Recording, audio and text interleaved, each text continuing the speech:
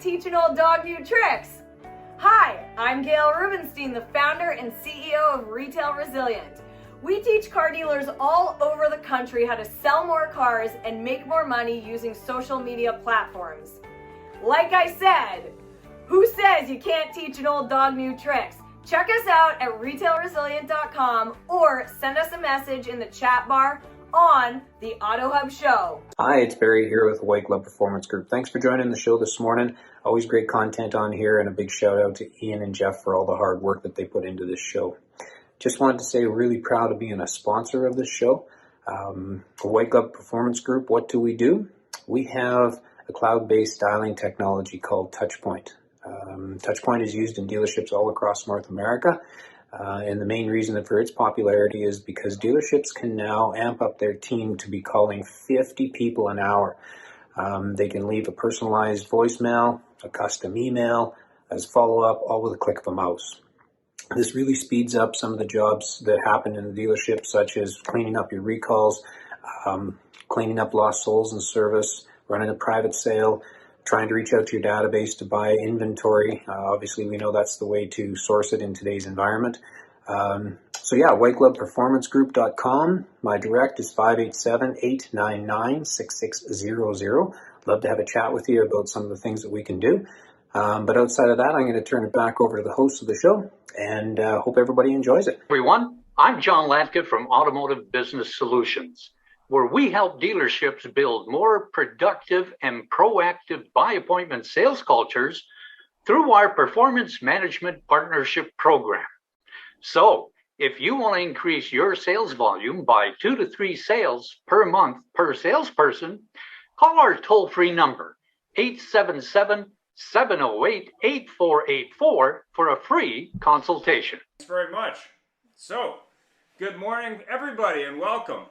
We've got obviously Jeff and Ian and a lot of people live, so thanks for joining and happy holidays. So go ahead, Mr. Jeff. Good morning, everybody. We apologize for those of you on the Zoom side of things for not seeing the videos we just showed, but you know, everybody's seen Gail's dog flopping the ear, so we're pretty much okay. Thank you for joining us on our year-end show, and we're excited to have you all here, and much appreciate you taking the time. And what the heck, this time of year, we're either really busy or getting ready to be relaxed. So it's a nice thing. Basically, we got to start off with our disclaimer, which basically means the views of everybody here is theirs, not necessarily ours. Those of you who've watched us know all about it inside and out. Check our website, and what the heck. And we know we got controversial people here and good people, especially those two guys coming to us from La Belle Provence, Quebec. They say lots of stuff. So Even in different languages, I hear. yeah, there's lots. A couple of books, just so you know, The Subtle Art of Not Giving a Bleep, Think Again by Adam Grant in 2030. Today's biggest trends will continue and reshape the future.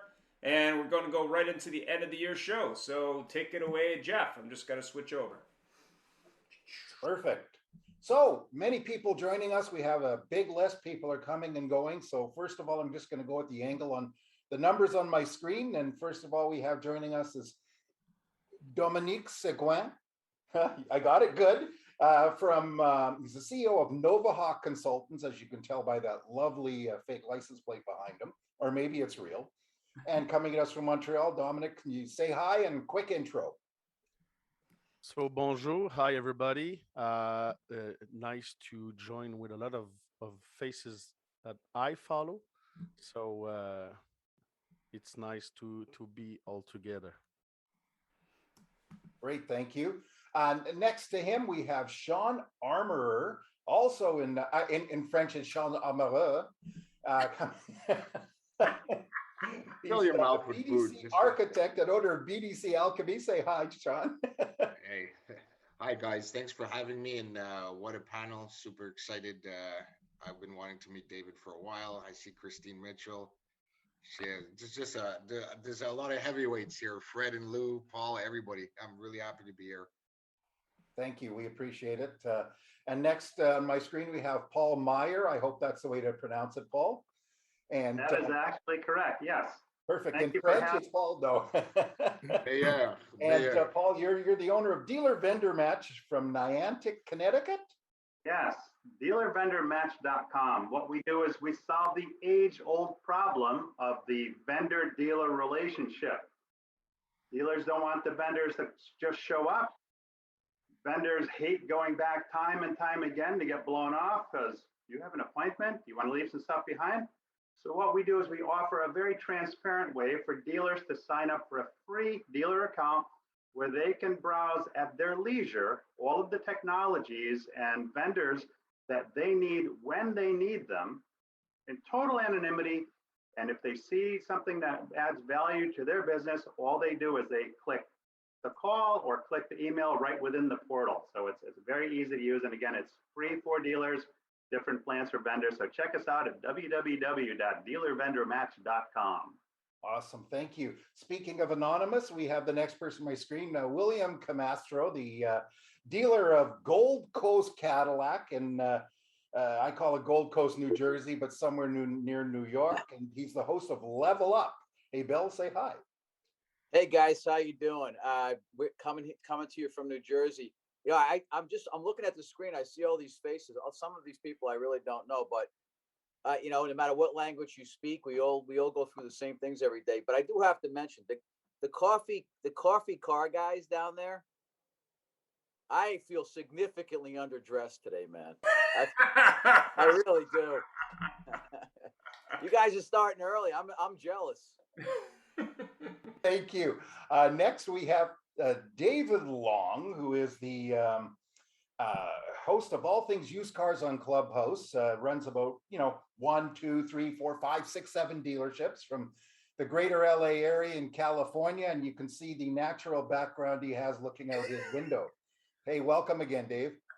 Good morning, everyone. I was going to practice my French. I haven't used it in quite a while, but I'll save it. It's good. It's good to be here. I'm actually in not North Pole, but Northern California. I apologize. I am so wrong. How dare I insult you? No. Yeah, I'm not a big fan of LA. So especially being a Warriors fan, right? So we need to keep it real. But I'm happy to be here with everybody. I see a lot of faces and names that I know and respect. And guys, the coffee car guys, thank you so much for pouring into my team and everybody else that's helped me along the way this year. I appreciate you. Thank you. It's good to be here. Thank you. We got a long list. We're just going to make it quick. And so I'm going to tell Fred and Lou, the car guys, to do a very quick introduction. But that's tough, but we'll do it. Hey, I'm Fred. I'm the subprime challenge. hero. And I'm Lou Ramirez, the car guy. And man, we are the Car Guy Coffee Podcast, also the Certified Solutionaries. And we're just happy to be here, man. There's just looking at everyone that is here right now. Wow. Cheers. This is going to be a lot of fun. Cheers to you. Merry Christmas. Let's have a good time. Happy Hanukkah. Happy holidays. All that good stuff, man. Spread the cheer. We love you guys. Thanks for having us. Let's have some fun today. Let's you know something? You're just a little on the shy side. So could you just, let's tone it down so sorry. Just one less shot. Pick up the enthusiasm a little bit. We have our good friend Christine Mitchell, the car lady. We have the car guys, the car lady. Joining us from Southern Ontario, never sure where, but say hi, Christine. Hello and good morning, everybody. I'm Christine Mitchell, the car lady. Good to see some friends here on this call. Thanks for including me again today. Thank you. When we have a new guest on our show, which is certainly needs no introduction to anybody else, is Jason Harris, the strategy mob boss. And speaking of New Jersey, and Jason, say hi and thanks so much for joining us. Hey, what's going on, everyone? Man, this is cool. I you know what? I should have looked closer at the list of everybody on here. This is just like a big Christmas gathering of some great friends. I'm just like, hey, everyone, what's going on? Hey, I'm super excited to be on here. My name is Jason Harris. Been in the car business for 18 years. I'm just a guy with a microphone with a lot of opinions, and yeah, I'm excited to jam with y'all. Hey, Orange, you glad you're here? Lou must have wrote that one for you. On the list, are a bunch of people, good friends of the show that weren't officially on the list of presenters, but just quickly saying hi to everybody. We have Larry Feldman, who's our new friend, our old friend, who's actually quite young at heart, John Latka from Halifax, Nova Scotia, Janice Showers, Dave Jackson, my old Chrysler buddy. We have Mike Weldon there, and who am I missing? Harry. I'm not sure, Harry. Hi, Harry. And Stephen Granger, man, the recall rabbit. We just love the stuff he talks about. So why don't we get started, Ian? We got Jason there from NabDat, just so you know, not to put in a plug. Oh, my apologies, Jason. Oh, I'm sorry. Jason's been on quite a few times, so I'm really embarrassed if you can see me blushing, you know. So why don't we get started? Obviously, this show's open format, so Jeff and I have come up with some questions. I'm sure it'll go off the rails quickly, but that's where we're going to start. If you haven't been on the show before, obviously this is our last show of the year. Stay tuned for our 2022 season launching soon, and we are going to be selling not only our mugs but also hats and shirts in the new year. It's already up, but it's not operational yet. And we're for sale, by the way, too. So go ahead, Jeff. Okay, so let's just jump into this. There's some big discussions that have gone on the last year, and all of those in the dealer world know that my term would be the Frito world, which is chips. So the question is what's the big challenge? Chips and used supply there because of that, or process change? And Dominic's been on the longest, so I'm going to ask Dominique first. What's your opinion on that? What's the big one? So let's throw the French guy at the shark. No, I'm just kidding. How do you say throw him under the bus in French? Yeah, on va le lancer en dessous de l'autobus. So I think like every challenge were all connected, like so chips and use supply and the process changes that we have to do. But I think the greatest challenge was like managing people. So to go back to the basic and refocus with our team in a dealer, and even with the customer, because like everybody they have enough of this thing. So everybody should like slow it down and get back to what it means to be in relationship. So I think everything drives to the basic of managing people and our team and what we can offer to customer. So I think this is why everything was a challenge, because it breaks down to the roots of why we're in business. Yeah, that's very true. And let's go to Bill, who's the dealer in the room. We'll try to go back and forth between the supply side and the dealer side. So what do you think? Chips and used supply is the biggest challenge, or process? Well, I'm going to be candid with I don't know that there's too many deals. There probably are a few, I would imagine, but because of the supply and demand issue, most of the dealers, the lion's share, are making money, right? So to me, being the highest volume dealership doesn't make you number one. The guy who makes the most money is number one. That's always been in business. It seems to be the case, right? Because you can do more if you're making money. But that being said, I think our biggest issue right now, and we talked about it, as you guys are well aware, yesterday morning as well on our show, was that because we're shooting fish in a barrel right now doesn't make us fishermen. When you got to pick up that fishing pole, make a lure and throw it in the water and try to know where the deepest part of the water is, where the lily pads are and where the bass are hanging out, then it's a different dynamic. And I think one of the issues that we're all facing is process erosion, because you don't want the car, I got somebody else will buy it. You don't want to pay 10 grand over. There's a lot of people that will. And, I think the chip issue is an issue, but that's, God will help me to control the things I can, and I need to know the difference between the things I can control and those I can't. I can control my processes and my people to a point. I can train them. I can work with them. I can't control the chip problem. I can call my manufacturer as many times as I like. They're not going to make more cars or deliver them any faster within reason. But I can train my people, lead my people. That's the one thing I do have unique control over. And right now, I think if we sit back in our chairs and we take the money off the table and count it while our processes are falling apart, we're in for a rude awakening in about 6 months when these cars start showing up. Yeah, for sure. That's one of the thought process that we have. So let's go to Fred and Lou, because you're kind of well, you're kind of walking the tightrope between dealer and back end supply. What's your opinion on this, or what's your take? If I was to say of the two, when you talk Especially about where we are. chip supply versus the used car supply, I think that it was more of a chip issue this year, obviously, is what caused everything. But the used cars, what we found, I think that most of y'all would agree, is that at first it was scary because everything went up so much you couldn't buy them at the auctions. But then we saw the values of cars go up. We've never seen that before. We couldn't have predicted that it happened, but which thank God it did, right? Because we were like, you would have a car that was 3 months old, and instead of being heavy in it, you were really light in it, and you were able to make profit. So it wasn't like aged inventory really mattered anymore. So I would put that towards more the chip shortage kind of made things really, really, really unique for the year. Like we've never had something like that where it just stops, no more new cars were being made where they were being made. They just weren't being delivered because they still needed chips, right? So they were just sitting there and we couldn't get our hands on them. We had people buying cars before they would even show up. And that was such a unique thing. So I almost think that all of it is a blessing. Like William was to say, and I don't mean to ramble too much longer. I want to let Lou talk, but what we had control over, right? We had control over just the attitude of our store, the processes that we were teaching them, making sure they didn't get into bad habits of selling less cars, making more. We do want to make more money per unit. That's great, but that's not going to be forever. Eventually, I believe, and things even self out, we're going to be back to similar things when it came to gross per copy. And when it does, you got to be back to the same unit count. So what are we doing right now to help them become better at moving more metal, to be able to keep looking to be able to help? So we got to encourage them to help people. It's not about the money anymore, because we're going to make money.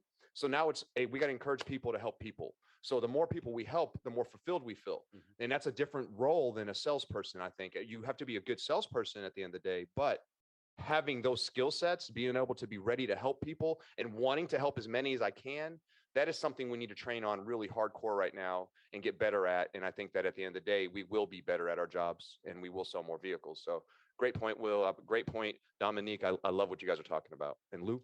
I mean, both of you, of course, said some incredible things. I won't tie up too much, but Will said process erosion. Yes. Folks, it doesn't happen overnight. You don't decide by the next day, that's it. We're going to abandon our processes. It is a over time thing that begins to cut away from the thing that makes you a good and well-oiled machine. Yep. Making sure that there is the congruency from advertisement to delivery.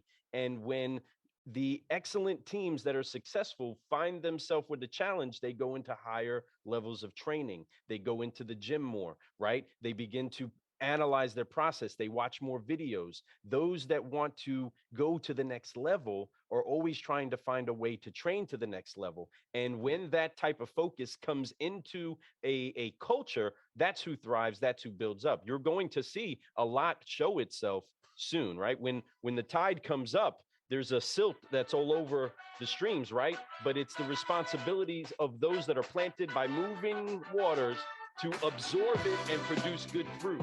Okay, I mean, I appreciate that. I feel the sad, like. Hey, I was feeling you, bro. I had to give it to you. Hey, are we at an award show when they play the music? It's like, all right, guys. I wasn't that. I was doing that because it was good stuff. I wanted to show you that I loved it, man. No, I appreciate it. I appreciate it. But if hopefully we get the correlations right, these things have to happen, and it will erode. If you are not focused on making it better, it's going to fall away. It's either growing or it's dying. One of the two are happening. And so making that commitment inside of your culture is what's key to come out of a chip shortage, to come out of an inventory shortage, whatever it is, you can come out of it. But in our area, we've seen it huge. Chip shortage like crazy. We have cars everywhere. There's cars everywhere. Yeah, we're right by the Ford truck plant. For a chip. There's trucks everywhere. All over the place. They're just not being delivered. Yeah. Well, they can be like GM and just make trucks without heated seats and radios and everything else. We'll move on to Paul and get your opinion coming from the backside. And there was actually a question here from Steve Granger, which is just saying, and maybe you could answer that, Paul. With less customers now, are dealers spending more time training now? And then move into the topic about supply and process. Okay, so in my opinion, this is an emerging story that's still developing, and we're not going to feel the full impact for the next few years. Because yes, there's a chip shortage now, and yes, we're making profits now, but this is a problem that we really haven't seen the full extent of. Because here's how I look at it. With the chip shortage, There's a ton of cars sitting there waiting for the chips to come in. Okay, that's going to be the tide that gets released. All right, but in the meantime, to an earlier point, when I go in to buy a new car and I'm dealt with by a salesperson as, hey, you don't want to pay $5,000 over? No problem. I've got somebody over here that will pay it. So right off the bat, I'm going to remember that experience. That's number one. And that's a long-term memory that I have. With less new cars going out, there's less cars coming back for service. Now, as it is, only 3 in 10 cars go back to any dealership for service. Only 18% go back to their selling dealer for service. So if I now limit or cut that supply of new cars that are coming in for service, I'm going to cost myself money in the long run, because that's just the way it is. We're not going to have the number of off-lease cars coming. So that's going to drive up the prices of those cars when they come off lease, because there will be less of them. The people that are buying cars now, the ones that get past the $5,000 over, let's face it, they're cars. Unless you're looking at a special edition where there's only 5 of them, any car depreciates. And when the OEMs get their chips and they dump all these cars on manufacturers, what do you think is going to happen to the value of the cars, that the new cars they did sell? The whole notion of an early out program, when that flood happens, that goes out the window. So now you've also limited the number of cars that you can sell going down the road, maybe 2 years from now. So we haven't felt that pain yet. And again, the consumer sentiment is, you guys treated me badly. Why would I want to come back to you when I have so many choices online today where I can just click, click, click, click, click, and go with the one that's easier? So yes, we're making more profits, and yes, we're killing it on used cars. But guess what, guys? The used car customer isn't the one that typically goes back to the dealer for service, and service is where you make the money. BC, before COVID, there were a number of new car stores that made no money. Actually, they lost money on the front end of the house. But when all was said and done at the end of the month, it was the service department that paid the bills and carried them through. So now you're selling more used cars, but there's less of those people coming in for service. Where do they go? The aftermarket, who is actively pursuing that business. I challenge anyone here to go into 100 dealerships and do a search from their parking lot: brake service near me, oil change near me, pick whatever you want near me. And I would say of the 100 dealerships you go to, 110 of them will take you down the street to the aftermarket shop. I've spent 11 years in the aftermarket running service centers. I've peeled off a fair share of dealer stickers for service and replaced them with mine. The aftermarket stores, they may not have the facilities that the new cars have, but it's more of an intimate relationship. The customers that come in, me, the service manager, the desk person, the mechanics, they all knew the customers by name, their situations, their families, and vice versa. So as more of those customers go into the aftermarket shops, there's a lot of sharp guys that will develop the kinds of relationship that will keep them coming back to them, thus further limiting our fixed ops opportunity. So what's the biggest problem? We don't really know yet, because we haven't felt the full extent of what's happening. And we're probably not going to feel that for the next 2 or 3 years. So that's my take on it. Perfect. Thank you. So rather than go through our full list of people, we'll move on to our next question, unless there's somebody that really would like to jump into this this topic. Maybe David has a comment, being we're talking a little bit about used cars and new cars and service. Maybe he has some thoughts. I'll go brief. So I felt like I was in an AA meeting for a minute, William. My name's David, and I'm an alcoholic. Go ahead. Hi, David. Hi, David. Thank you. So that wasn't my thought. My thought the was, good news is there's no chip problem with liquor, so we can keep you supplied with liquor. well, that's actually the problem, is most guys don't pick up chip when they need it. But that's a whole nother meeting for another day. But I see the smiles. That means some of you guys qualify. So what I was talking or thinking about was, when a customer pays $5,000 over, they're getting $4,000 or $5,000 more for their used car, right? So there's a lot of equilibrium to the transaction right now. But I happen to have a difference of opinion with some of the things that I heard this morning. This is the best time I've seen in 33 years. There's no shortage. There's no problem. As a matter of fact, it's the best. If you had told me at the beginning of 2021 that we would experience what we've experienced this year, I wouldn't have believed you. And who knows what so when I hear somebody talk about what 2022 is going to look like, I chuckle inside because I don't think anybody really knows. One of my coaches says you can have real clear vision for 30 days. It gets foggy at 45.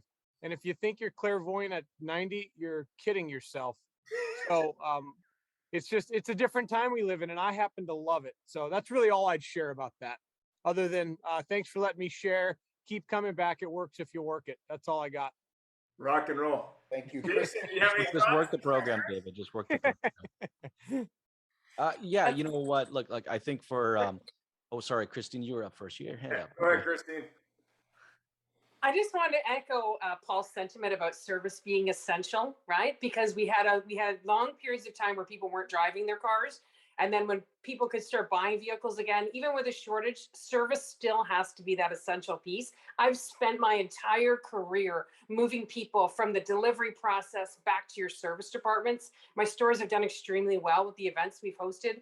But unless you have that process with your people inside your dealerships every day, they will go other places. So it's more important than ever. If you don't have a lot of cars to sell, you better make that a platinum experience for every customer. And let's get them back into the service department, because service is more than just, we all know, service is more than just oil changes. What about detailing? What about accessories? What about winter tires? What about storage, which is the greatest retention tool of all? Moving our customers into these features and letting them know that we are everything auto in the dealership setting will help offset some of these challenges with chip shortages, with vehicle shortages. And again, service is always essential.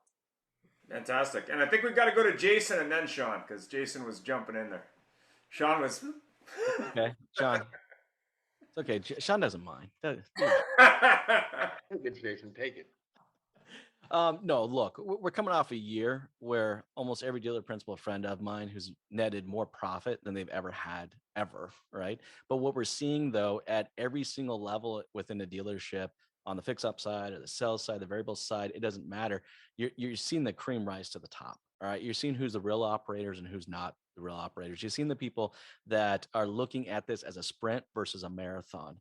And the dealer principals out there, and the managers out there, and the salespeople, and the service advisors, the service managers are looking at this as a marathon and looking at this as just one stretch of a very, very, very long process. They're the ones that are going to ultimately succeed. Fantastic, Sean. Yeah, everybody had actually awesome comments, but I absolutely have to echo my boy David Long over there. I think, yeah, there is a chip shortage. We could focus on what we can't do, but we can also focus on what we can do, which is why I love everything having to do with BDC and service.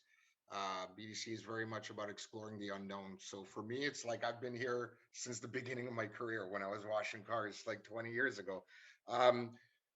I think a lot of people are missing, excuse me, I think a lot of people are missing the point. One of the big words that came up here among all the little squares in front of me is profit, profit, profit, right? The big question is, what are we doing with this profit? For the first time in automotive history, everything has slowed down. So why are we not taking this profit and reinvesting it into our people, reinvesting it into our processes, reinvesting it into like communication courses for our advisors? So I think, like Jason was saying, I mean, some people like a sprint, race, marathon, but it really depends, whoever has the best processes and whoever is able to kind of pivot, because it's an ongoing process right now of disrupting our current belief system. I like to call it cognitive dissonance. For the longest time, we just like, this is the way it is, this is the way it is, even if it wasn't. And I think that this entire situation was one big stress test. And we're going to see what's happening. But I think this is an excellent opportunity to just pour back in all those profits into our people. Fantastic. Well, we were talking a little bit about digital versus live, and I know we've had this question before, and I agree with the investment absolutely. I mean, I see more and more renovations and everything else going on these days, but obviously at the end of the day, it's about people working with people. But when you look at digital versus live, obviously we see less and less traffic today, more people doing digitally than ever. Younger generations wanting to do it differently, maybe younger sales staff wanting to do it differently. The road to the sale probably changing a lot in the near future. What do you think on digital versus live? You think the live is coming back? Why don't we start with Jason from NABDAT? Digital versus live. You're muted, Jason. Yeah. Hey guys, thank you for having me again.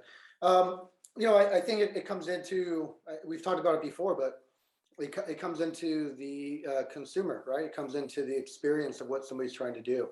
And one of the things that we always, talk to our dealers about is, when a consumer walks in physically, why are you trying to push them to a tablet, right? They're there physically, and now you're trying to put them into a digital shopping experience. So I think what you need to do is you need to be able to, provide an online experience that consumers are looking for to be able to buy a car. But when they come in, you better be able to provide them with an experience that they're looking for physically. All right, and let's go with make a comment here, Ian. Yeah, go ahead. Ian and I were talking yesterday when you talk about digital versus live, and up here in Canada we have a company, a digital company called Canada Drives, which you buy your car online, and then the lovely blue truck and trailer pulls in front of your house and drops off your car. Same process as many down in the States. But yesterday Ian commented that there's a Canada Drives truck and trailer parked in front of a Honda dealership. So that was the ultimate there. Sorry, Ian, go ahead. Exactly. Yeah, they were taking up the whole front of the store, and they had the truck and the trailer parked with pylons, so all the traffic could see their logo in front of a dealer, which is right behind them, which I thought was really, really funny. Was that they don't even have physical stores at all, but they're delivering cars, and they're really trying to market it directly against the dealer, even in front of the building. So I thought that was really interesting. Who wants to jump in next? Dominic raised his hand. Okay. All right, go ahead. I think if we look from the customer's point of view, it is like a journey. So I think we brought up to the table digital versus in dealer, and it's ecosystem. It's a multi-point touch ecosystem. There's some things online, offline. So it has to be like whatever the customer wanted. And the only thing we can do is to be prepared to offer everything online and everything offline. And the most important thing is that those two things blend together. So for the customer, it's one experience. Even if there's a multi-point of contact and 2, 3, 4 people involved in the transaction, I think we have to get back to focus that the customer point of view, it's one seamless experience. Yeah, and Dominic, maybe you can speak a little bit about the uniqueness in the Montreal market, where basically you guys aren't open weekends. Everyone buys a car Monday to Friday. Is that still correct? That's like politics.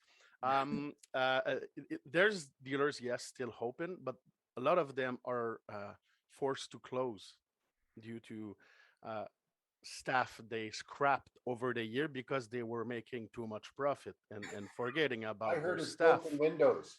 But the thing is, yes, there's open. I think it was like something because of the used car in the days. But I think we should go back to Monday to Friday. Being on appointment, we should go like we do in service. We should do that in sales. It's like doing business by appointment. Like in the dentist, like everywhere I go to see a professional, I take an appointment. So I think If we go that way, uh, whatever it is, like Monday, Saturday, we will have to be ready when the customer want. I think so, unfortunately. Right. Thanks. Let's go with David Long. Off mute. So sorry about that. Can you reframe the question? I want to make sure Digital or live? I mean, obviously we've transitioned from the days of the up bus down to more and more digital, where people are really only showing up to pick up a car or to have the car delivered. Or do you feel that, you know, what's better or what's going to be moving forward the dominant? You think we're going to go back to live visits, or you think people are going to, now they're conditioned to just buying mostly online? So when I hear the term digital or live, I think it's all one experience today, at least for me, right? There's really no separation. You're either digital in your car, on your cell phone, in your living room, or you're digital in my showroom, but it should all be one process in my mind. The other thing is I see in the comments, are you spending, because Chip, you don't have a lot of cars, or you spend a lot of time training, and average units per salesperson is up. So the sort of the misnomer that people have extra time, I don't see that. As a matter of fact, we have less salespeople selling more cars, making more money. So the erosion of process really need to be crafty on how we train, when we train, and where we train, because there's not extra time. People aren't sitting around like the Maytag repairman waiting for something, at least not in my world. So it's super interesting times. That's all I'd say, is one process, regardless of how the customer shops. And to the question in the chat, I don't see extra time, so we have to find a way to make the time. Thanks for that. Yep. Fred Lou, you wanted to comment? I do, man. David kind of like exactly what I would say in a Took sense. my answer. He did, man, because it's the same thing. Here's the thing, like we can make digital personal. We can make digital human, you know, and that's what we should do. We should use the tools and the technology that we have in today's world and just make us better at what we do, make it more efficient for our clients. When you can use video, you can use Zoom just like we are right now. You could do a walk around on a car right now with the Zoom meeting. How much more personal is that than just sending pictures to somebody about a car, the inside, the outside? Now you're talking. Now you could even take them on a test drive while you're in the car and show them what it sounds like. It's unlimited what you can do with digital technology. So why not make it all in one? Why not train every single day with your team on how to be all of it? Because much like everyone's been saying, you want to make sure you gain the client that is digital. You want to make sure you gain the client that isn't. But 10, 15 years from now, they're all going to be a crossbreed, more so than they are right now. I am, and I'm 40 something years old, right? So, and I'm already a crossbreed. I love looking at stuff digital. If somebody shows me stuff on a Zoom, I would do it, because to me, that's amazing. They're doing that. We're using technology that we have right now. So let's do that. Let's make it easy. I could be at work. You could just send me a quick video. I don't even have to be there. Then I can make a decision. All I have to do, if I'm really still want to be a human, is I can just go show up to the store, then feel the wheel myself if I have to, but I've already been through everything else. It's going to save me time. It's going to save me all, which to me, time is more valuable than money. So it's going to get me all those things done. So why not be that way? Why not be all of it? Why not use today? We can't keep living in yesterday. You know, you can use yesterday stuff, remember yesterday, but you have to live what's going on right now and be the best version of yourself, of your business, of your technology right now. So be all those things. So that's my 2 cents. Thank you. Beautiful. Thanks, Lou. Let's talk to Stephen Granger, the Recall Rabbit. Let's get his opinion. You're mute. There we go. I just would echo what everybody else said about it's all one experience. And I think it's funny when people talk about getting cars digitally. I got a car like 8 years ago. I never went into the dealership. I did it all online through email, text. It's not new. Or I laugh also about delivery. When I was selling cars in 2001, I would take an Audi to someone's house and deliver it to them. Like it's kind of what's old is new. And I would echo the point of using technology to make us better. That's the whole point, right? Like what we do. We just take what people do manually, digitized it, and make it easier so they can spend their time doing their job instead of manually doing what we do for them. So I would just echo what everybody else has said. I just wanted to say that, you know, one thing is that digital can't hold a wrench. And people still like that assurance of tell me what's going on with my car. I think they still want to talk to a person. They want to talk to a person in service. I just want to say that because I always come from the service side, guys. I can't help it. But digital, I get it. Buying a car online is a great experience. But once you do that delivery, again, to Paul's point, if we don't get them back for service, we're kind of shooting ourselves in the foot. Thanks, Christine. We got 3 hands up. I'm going to go with Larry first. Don't be too opinionated, but go ahead, Larry. No problem at all. First of all, happy holidays to everybody. I appreciate being on the show. I wanted to make some comments on what's already been commented on. First of all, to Fred Lou, the Car Guy Coffee podcast, wherever they're going to be partying for Christmas, I want to be there. They look like they are not dumb guys. As far as Bill Camastro, 2 things. Many moons ago, I'm sorry if I'm dating myself, I went on a dealer trip with Ed Fletcher, who used to be Gold Coast. What a hell of a guy he was, man. And you mentioned, you did a little comment about Aaron Rodgers. I admire Aaron Rodgers. I'm an Eagles guy. I'm a Philadelphia guy. But I remember a few years ago, they lost to Seattle. And they lost to Seattle because they went for field goals instead of touchdowns, and Seattle wound up in the Super Bowl that year. When you're ahead, that's not the time to slow down or be cautious. Right. Hell, if I've got any sports fans on the line, that's what cost John Wooden when they lost to North Carolina State. They decided to slow down. Now's the time to put the foot on the gas and make yourself better and better. I agree with what everybody said about the human touch. Absolutely, more now than ever, since things are digital. And if you make a simple call, you got to go through 97 prompts before you get hung up on. Now, more important than ever, it's important to get our people prepared, because it won't always be 10,000 over lists, and we won't always be in this position. And last but not least, the last 2 things, Sean said something about reinvesting. The incredibly good holiday news is here I am on the line. So if anybody needs sales or service people or the best training around, here I am. And I saw, Paul, I don't know what was in your background, but it looked like a spaceship. If there's any chance of getting Joe Biden and Kamala on that plane, I will gladly pay the fare. Wow. Thanks very much. Let's go, ladies and Brandon. gentlemen, the views here by our guest. We got lots of hands up, so let's go with Harry to start, and then we'll mix it up. Go ahead, Harry. Nobody's talking about the manufacturer digital.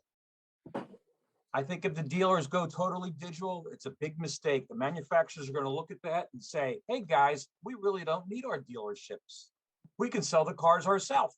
Tesla's made it very successful. There's no franchises in Tesla. And that's my biggest concern. The other thing is I've been through so many cycles in this industry, and the industry always figures it out. I got into the industry in 1980. Prime rate interest rate was 19%. We still sold cars. It didn't matter. You figure it out as you go along. And these dealers are short-sighted, I think, going totally digital. We need the hands-on contact. As Christine has said, people want to know people. I'm old-fashioned. I need to touch and feel everything that I buy. Call me old-fashioned, but that's the only way I like to buy. And I think people still want to do it that way. We've created a society where people don't leave their house anymore. They now can work from home. They can order their food from home. They don't need to leave their house. What are we creating? A bunch of robots? That's all I have to say. Everybody have a happy and a healthy. Fantastic. Go ahead, Jason. That's Jason Harris. All right. Look, I think I want to echo everyone's sentiment here, and I think what we're looking at, it's not a difference between digital or live. Really, what we're looking at is the last nail in the coffin to the sales process. All right, that 12-point sales process, it's dead, it's gone. All right, customers didn't want it in the first place. We created it. All right, we told them how to buy a car and forced them through this multiple step process, and that's what you're seeing is dead. And that's where you see combination digital and live now, where it's now a buying process, not a sales process. All right, I can meet and greet with the dealership 4 different ways. All right, I can communicate with the dealership 7 different ways. I am literally negotiating a purchase right now for a Land Rover Defender, and I've done the entire negotiation process over text message for the last 2.5 days. We're seeing the death of the sales process. We're seeing that final nail in the coffin. All right. It is all about now the buying process and making that flexible to the consumer with the usage of technology. But it's not one or the other. It's always going to be the combination of both. Thanks, Jason. Paul, you had some thoughts? I agree with everybody here regarding the in-person stuff insofar as it's always been about the relationship. I laugh when I see posts about, oh, we need to work on the customer relationship. No, we don't need to work on it. It's always been that way since the first caveman sold the first club. Always been about the relationship. Nothing has ever changed in that. The technology piece, digital or live, I think what we're going to see is we're never going to go back 100% live the way we were. I think there's always going to be a hybrid because everything evolves over time. There is a percentage of the buying base that prefers the digital only. And that's just the way it is. So we can say to ourselves, hey, you know what? We don't want, whatever the percentage is, whether it's 30%, 40%, whatever it is, we can say we don't want 30% of these customers to come in and buy cars from us. Okay, that's your choice. But the reality is, if that's the only way they're going to come in, we need to give them that opportunity to buy our products the way they want to buy them. This whole business of I can put you in this car today for XYZ, that's the way we've done it for decades. But the reality is they don't want to be put into anything. That's what invited the Carvanas, the Vrooms, the CarMaxes. We can't push them. We can't force a round peg into a square hole. It just doesn't work. The customer wants more control. And if we give them the opportunity to buy from us the way they want to buy, well, then we've earned yet one step closer to be able to develop that in-person relationship to grow our business. As far as the technology in store, when they come in, yes, that's our great opportunity. Technology, in my opinion, is not to replace the human. It's merely to enhance the experience. When I go into a store in person, where I've started something online, the tablet is not meant to push me back into digital. The tablet is meant to streamline that in-person experience so that I'm not asking the same questions over and over. So that as I'm gathering my information, it easily goes in there and it then sources the database that I have for whether it be inventory, availability, pricing, all of that stuff. So it's a shorter time frame, more respect for the customer's time to make that transaction happen easier. When this bubble bursts, and it will, we still have to go back to the basic sales skills that we had before this. We're busier now than ever doing more sales with less people, but let's not forget, before COVID, inventory carrying costs was choking a lot of places. Process or lack of process was a problem. When we go back to a flooding of inventory, those problems are going to come back, and unless we plan for that now, while we have to make the time for it, we're going to be in a similar situation to where we were. But to your question, digital or live, both going forward to some varying degrees, depending on the customer's preference. And thanks very much. And Fred and Lou had a comment. And Jeff, why don't we go to a lightning round next, just so you know. Go ahead. Just wanted to make it very, very clear when we look at going forward, understanding both are going to have to be there. The human touch is very important. When it comes down to going to a physician, going to a doctor, being seen by someone that has to touch and feel and see what's going on with the symptoms that are happening. But we've also found a way to automate that too. I can go on here, and you all probably can do the same. You can go on here and let a doctor take a quick examination based off of the camera that's on your phone, right? Based off of the symptoms that you have right now. And some people would utilize that. Some people are going to dig their heels in the sand and say, I want my doctor to come to me, right? They won't even go to the doctor anymore. No, my doctor comes to me, right? That's how that's going to go. That's okay. Some of those processes are going to fall off, right? Some of those things are going to be relevant. Understand the buyer that's coming now are your kids, your grandkids, those that want to be able to have the option. They want to find the direction. Jason and Paul said it masterfully. They said it great. Folks, this is going to be a combination. And what I encourage dealers and everybody to look at now, because we are having a top of the mountain experience. We are all on this bigger hill that we didn't know we could get to, right? It seemed something scary going into this entire thing. Now we're standing on whether it's a big money pile or a big victory pile of trophies that we've achieved. Great. This is where we experiment. This is where we get the chance to see, hey, what is this new technology that can go even further, right? Our entire message is forgive, focus, and fly. When we get to the top that we have to get to the highest height we've ever gotten to, all that we recognize is that there is another height. There's something higher up there. Let's do what it takes to get to there. And while we're at the top of the hill, let's try the things that can help make things simpler and easier for us as we excel to that next height. Hopefully that ties some of that together, because I believe this is going to be a unified approach, but a piece, it depends again on the experience, who wants it, how they want it. If we have a way to facilitate that, then we stay in business. If we only have one way to make our ice cream, then man, we're really just minimizing the availability we have to help anybody. Thank you very much. We're going to go to a lightning round, but before we do that, Dave Jackson sent me just a message, and Dave, could you just mention what you wanted to say? Unless you're gone. Morning, everyone. My comment was more on the digital versus live visits. It's Uber Eats versus in restaurant, right? I mean, both experiences work. I'll have Uber Eats sometimes, and it's great. And if it's really good, I'll go to the restaurant. So I think the biggest problem that we're going to have, and the biggest problem we do have right now, everything's great. We're all making money. Sales are great. Life is wonderful.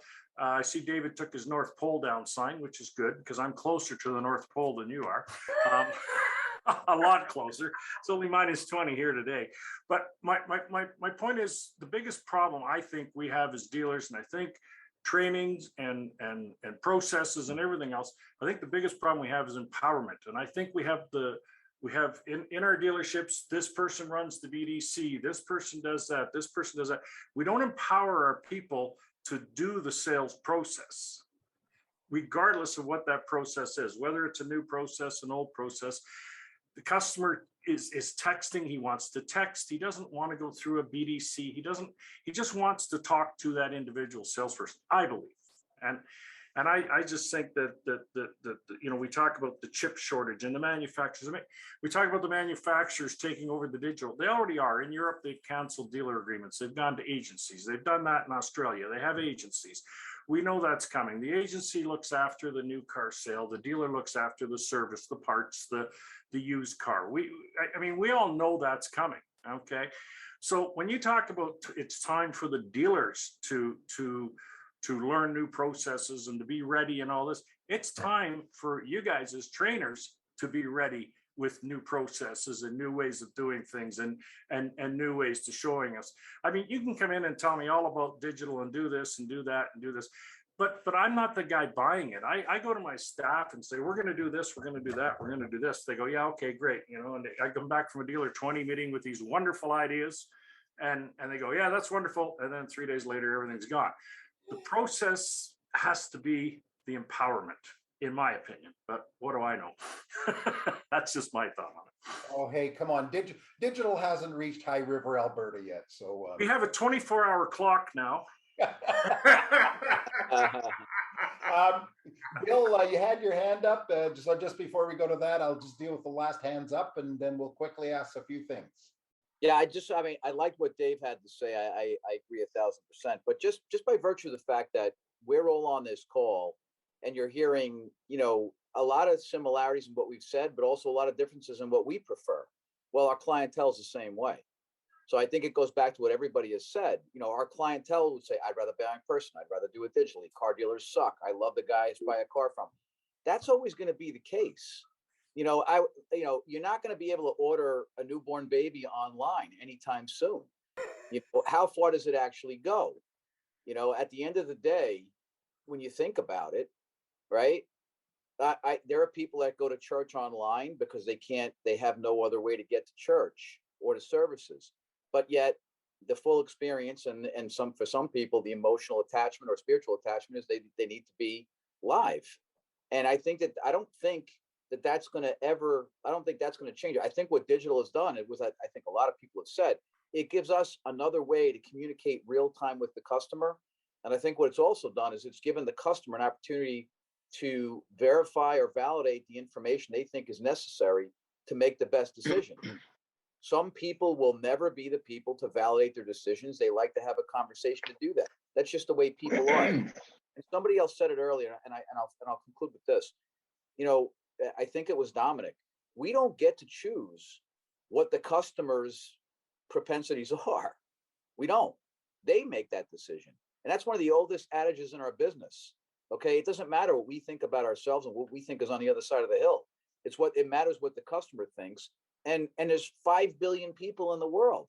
We have no idea. Digital just makes it easier to transcend geography and time. That's what the digital world has enabled us to do.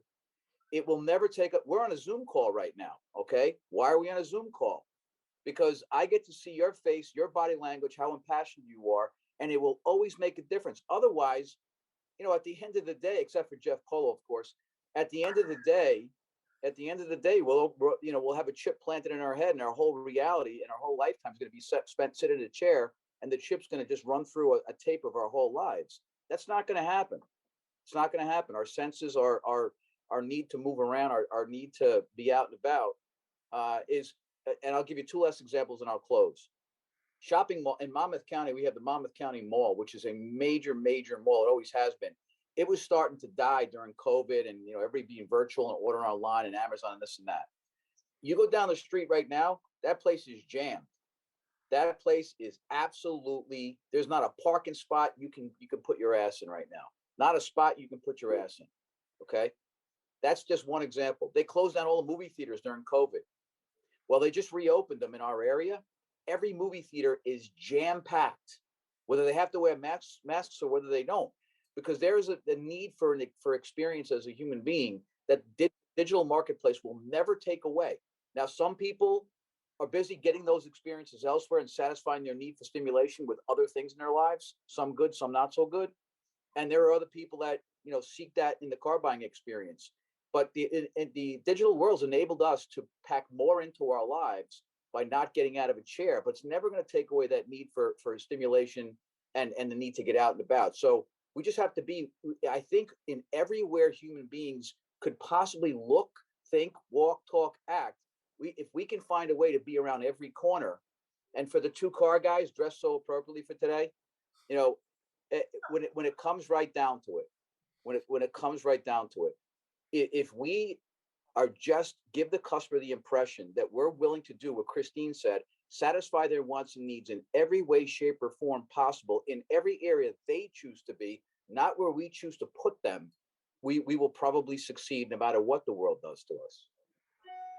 Thank you. Great points. And I mean, you always have some great points. And so we're going to jump onto our quick lightning round. We're going to extend the show a little bit. It's the last day of the year, and you guys don't have to listen to us for at least 2 weeks. But Ian, we should put down for our show the generation show, and let's see if we can get some representatives of people in their 20s on here and see what they have to say. The generation show. It's a good one. I like. Well, I don't know about Dominic. He looks about 23. So, very quickly, Christine, what did we do well? We did a lot of things really well. I think we, in the industry, we really supported the vendors who needed the help. I think for myself and the car lady, we did make the transition to digital. We did these live events for 24 years now. January will be our 25th anniversary. But we're on pause right now. I got to be honest with you, fellas.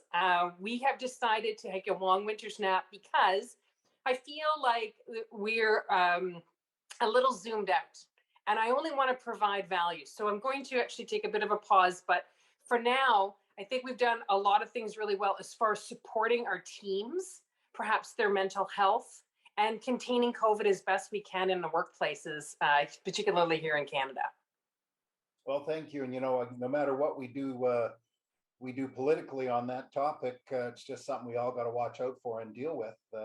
I guess the good thing, too, about COVID is none of us really would have connected to this extent had this not happened. So it's a great thing, and we look forward to that.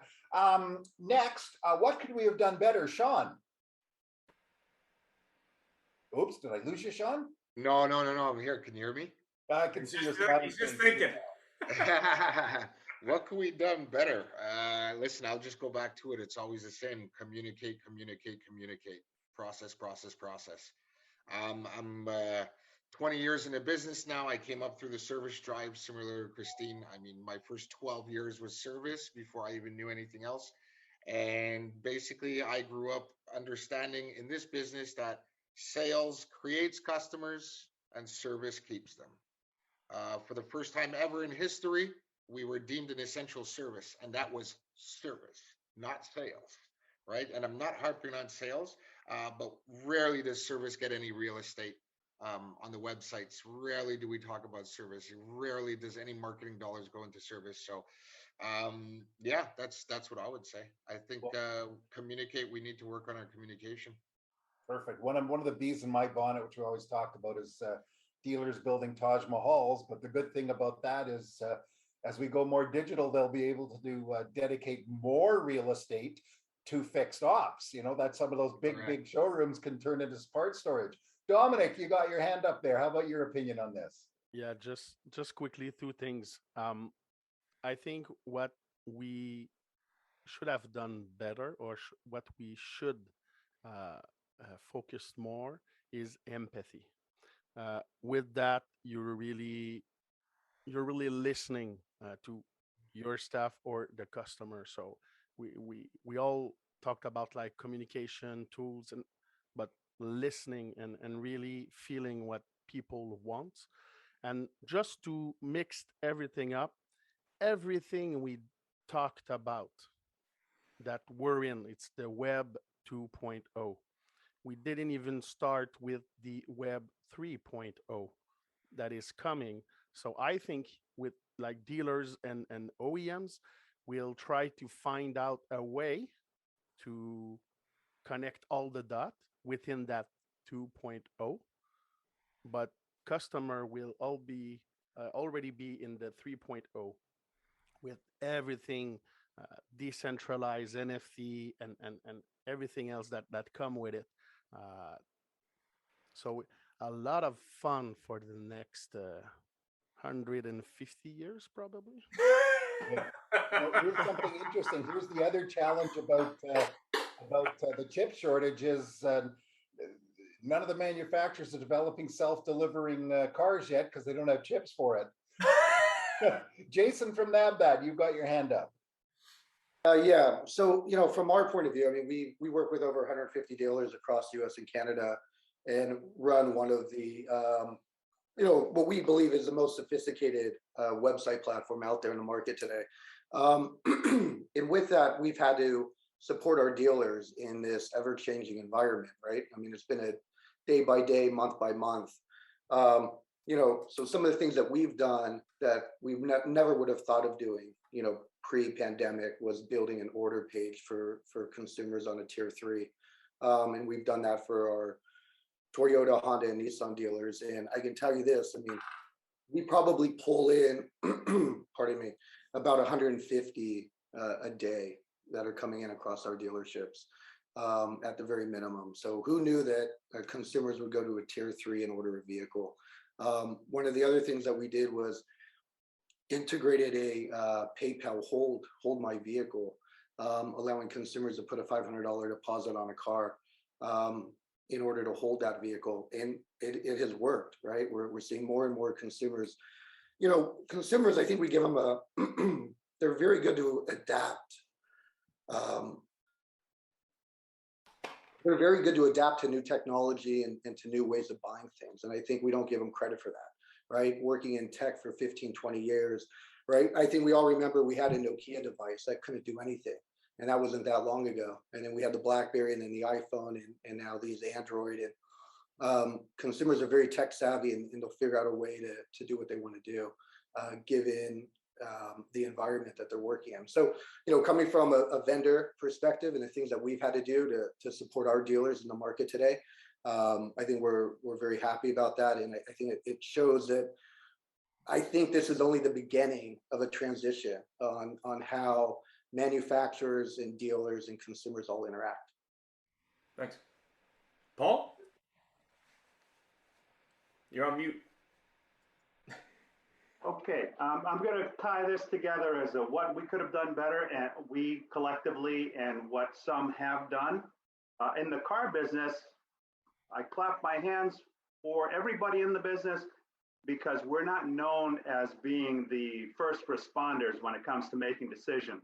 We turn at the speed a tanker turns in port, but what COVID has done for us is it has accelerated and gotten us collectively to embrace the technology and do the things to respond to consumer demand, and we've seen record profits from it. That's in the car business. One of our businesses, we have a yarn bus. We're the Nitty Gritty Yarn Girl on Facebook. We were an in-person only, similar to painting parties at restaurants. We did that for knitters.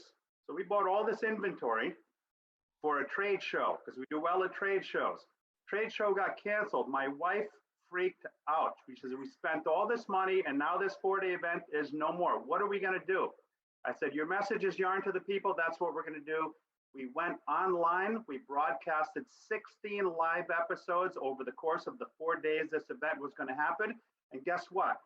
We had a record year last year. We now ship all over the world kits. People tune into our Monday night show from all over the world. Chile, New Zealand, Australia, Canada, everywhere. People that live in New Zealand buy yarn from us that came from New Zealand, got shipped to the distributor in Long Island, then to Connecticut for us to entertain them on a Monday night, and then they pay for shipping back to New Zealand. So responding to the market. On the dealer vendor match side, I was a road warrior on the road. COVID hit, I pulled myself off the road, created something online, responding. Where sadly, I think an industry did not respond as well as they could have is in the restaurant industry. I have a food group on Facebook with about 8,500 people so far. And I've always preached, if the people aren't coming in and you want to blow up your takeout business, show them what you make and why they'd want to buy your food. Went in, I did live videos for different restaurants.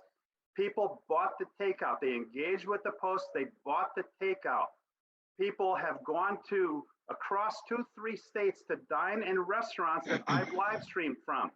If more restaurants had shown the people what's coming out of their kitchen live, which is free, then as many as went out of business would not have done so. So that's my take on, what could we have done better, or how did we positively respond to adapt to the new market?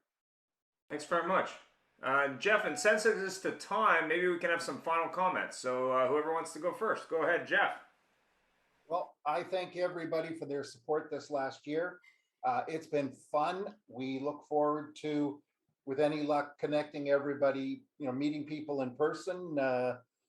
Fred and Lou, I got to tell you, I can't wait to meet you guys. And, it's going to be a pleasure. And everybody here, may we have a happy, healthy, safe new year. Anybody else want to pipe in there before we sign off? Yeah, I'd like to know how I can get on that Coffee Guy car show. Hey, Christine, write my email address. It's fred@carguycoffee.com. Send me an email. I'll send you some dates. I'll get you on the show. I'd be honored. Actually, I was sitting here the whole time thinking, I need to connect with her. She's awesome. Yeah. How many women technicians do you know? Right? We're like unicorns. You're hitting us up at the right time. We've been featuring a lot of women in automotive, a ton of them. So it's perfect timing. Perfect timing. Yes, ma'am. Thanks, guys. Listen, I want to say Merry Christmas to everybody. Next year, we again celebrate 25 years, and that's because of the dealerships that believed in what we do. And so we're so grateful for that. If you're looking for me, you can always find me online at The Car Lady Canada or thecarlady.ca. Thank you. Anybody else? Next. Well, just want to encourage everybody, have an incredible time. with the people that you've built your relationships with. Reach out to people that you know need somebody to reach out to them. Encourage somebody, time of bring a year. smile to their faces. If you're right. thinking about them, give them a call. Let them know that you're thinking about them, that you value them, that you appreciate them, and let them know.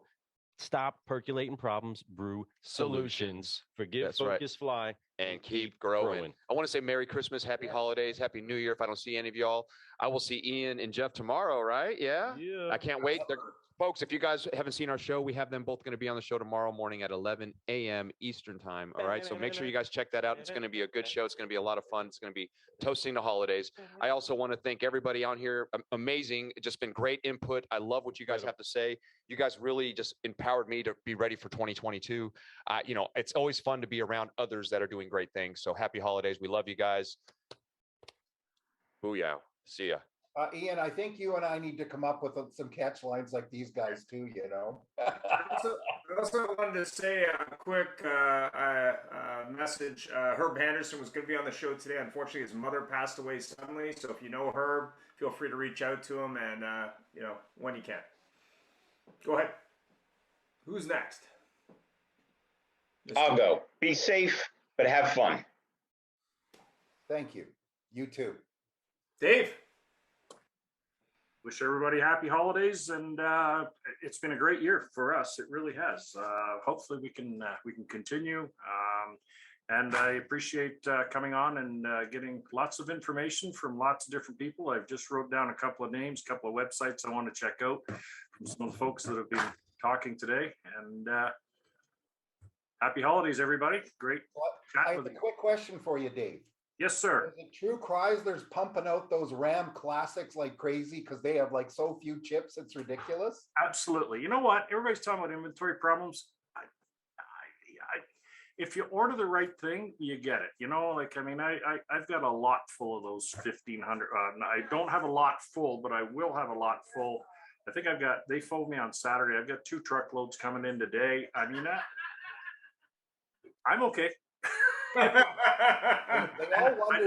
I'm okay, and I don't have a problem finding used cars. So, you know, I mean, hey, I've bluffed my way through some shitty poker hands, and it's worked out. So, everybody wondered why they kept producing those old Rams, and that's paying off for them because their cost on them is probably next to nothing now. So they're still making a ton of money. It sure wasn't paying off like 2-3 years ago when we had hundreds of them everywhere and everybody was overstocked and we were selling them for $100 profit. But it's changed a little. It's changed a lot, actually. Anyway, thank you happy very holidays, much. everybody. Paul, you wanted to say something? Have yourselves a merry little Christmas. Wishing you guys all a healthy, happy, and prosperous new year, and let's crush it in 2022. Thank you for including me in this forum. It's been awesome. Thank you so much. Everybody, we're gonna sign off from there. Thank you, unless somebody wants to pipe in. Dominic? I'll probably say take the time to take the time with the people you love. Slow down, everybody. Cheers. Take care, everybody. Yep. Have a great day. Have a great week. Have a great holiday. All the best. Okay. Maybe we should just sing our way off. Fred and Lou, put your songs. If it's out here. So long, everybody. Bye, everybody. Merry Christmas.